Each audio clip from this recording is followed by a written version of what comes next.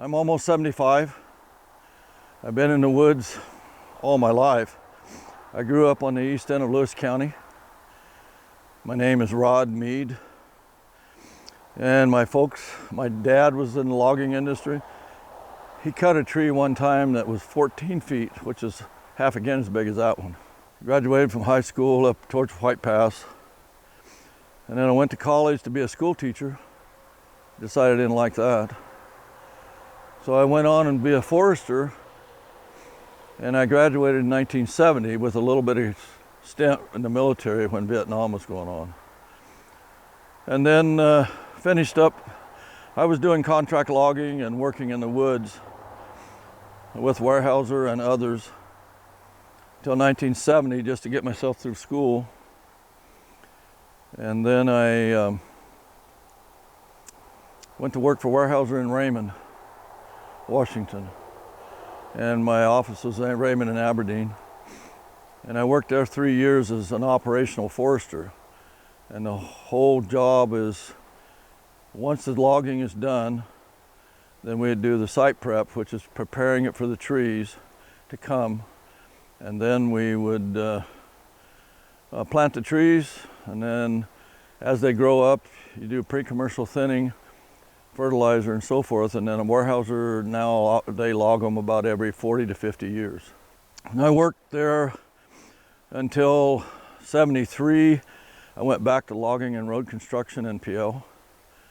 And then in 74, the Weyerhaeuser was looking for a person that had experience in the woods and also was interested in, had experience in forestry and interested in learning research. And I had done some through operations too. Weyerhaeuser had a research facility. So then I went to the research center in Centralia, and that was my office for 35 years. And my job was to put in research plots throughout a variety of ages of stands, including stuff like this, to understand how they're growing and then what we would do with them. And I was responsible for the field research, Western Washington, Western Oregon, some into Canada, a little bit in California. And then my main job was to work with operations. If they had a problem in forestry, they would bring the problem to me. I would take it back to the research, develop a test, and then take the results back to them. And if they had a problem I already had results for, I would give them that. That was my whole job. And then in 2017, they asked me to retire. They said I'd been there too long. And so I left, and then I started my own business 2 days later. So with that, my main job, I had a job in genetics, silviculture, which is the management of the forest land, fertilizer, understanding soils, understanding tree pathology, the growth of trees, modeling, building models to predict the growth. So that was my main function for those 35 years. Build databases too. When I went to school, the Forest Service was right there in Randall, in Packwood, but there wasn't a teacher that ever told me how to get a job in forestry, even though we lived there. No, it just never wasn't a thought. Everybody had to be a school teacher or an engineer. Well, I'm in the woods all the time. I hunt all the time on the weekends and fish, but I grew up in the woods. That's where I lived. The most challenging things is to try to make money managing forest. It's a real challenging managing forest. I think the biggest challenge we've got today, we can't find anybody to work. I can't find anybody to work. I mean, I pay good money. I pay $40 an hour for a wage for somebody to set in a machine, and everything's computerized now because I'm trying to get away from hand doing chainsaws and so forth. The only people that can do it is the older people. No young people want to learn how to do it.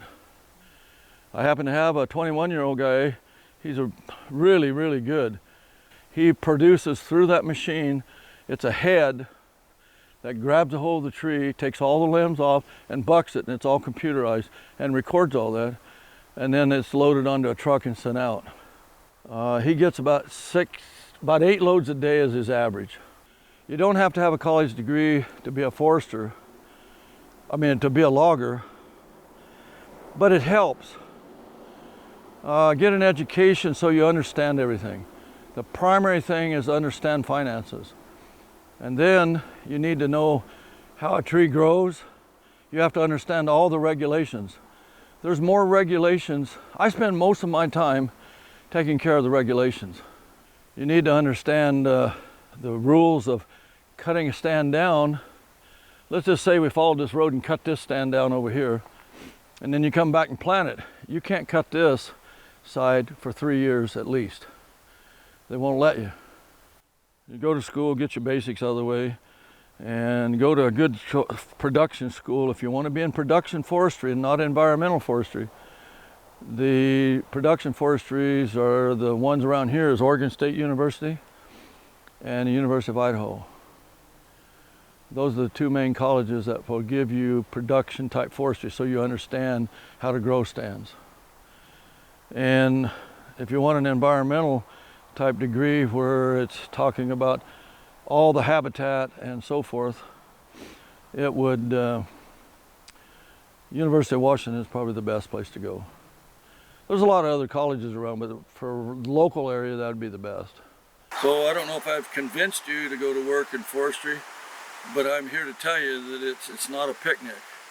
It's hard work, early mornings, rain, snow, sleet, whatever, you got to do it. You got to be able to know how to inventory it and then understand what the value is of the stand that you're in. And then how, if you get into a young stand, how you can manage that stand to get it to grow to a harvest age. The satisfaction comes when you can harvest it and you can see the value of it. Mm-hmm. Like I said, it's all about money. As contrary as that sounds to a lot of people today, we're a capitalistic country.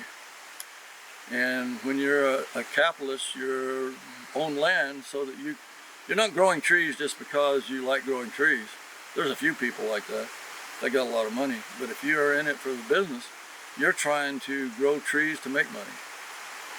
So if that interests you, there's all kinds of things. And then you can get into fisheries, understanding the habitat for salmon and all the steelhead and everything that comes up the streams, how to manage those.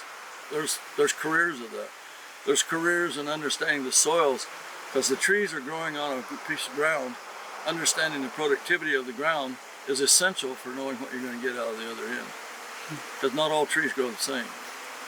The rockier the soil, the slower the growth, and so forth. So you have to understand soils. There's a whole career in that. There's a career in genetics, trying to grow the trees with the best genetic quality that you can, so that cause straight trees is where the money's at. If you got crooked trees and you can genetically alter that, then that's money in your pocket. I leave the house at 4:30, 5 o'clock in the morning. It's usually an hour or more to the job site. And I make sure the equipment's running fine. I make sure they got the ticket books for loading logs, because every log that leaves the landing has to have a ticket with it or you can't sell it. And so those are ticket books that goes with the trucks. And then, like yesterday, I get a call from the log buyer and he don't want me to deliver to Morton, he wants me to deliver to Randall, and it costs me money to go up there, so I'm negotiating with him all the time because I don't want to lose any more money than I have to. So we talk about that. I'm from the administration standpoint. If I was being a forester, I would go out and lay out a unit, and you might walk 2 to 3 miles in a day just hanging flags and laying out the streams and so forth and measuring that. So that all takes time too. And I usually get, during the winter time, it gets dark about 4:30. So you try to head back get home about 5 or 6. That's a typical day. And I put 5,000 miles a month on that pickup. So I'm on the road all the time. Try to get into a field that you're really interested in, because if you're in a field that you're compassionate about, you'll never work another day in your life. It isn't work then. The critical thing is be dedicated to it and hard work and understand finances. It doesn't all just fall off the table. My name is Rod Meade. I own my own company named Meade LLC. Prior to my company, for the last 5 years, I worked for Weyerhaeuser for 47 and a half years as a forester.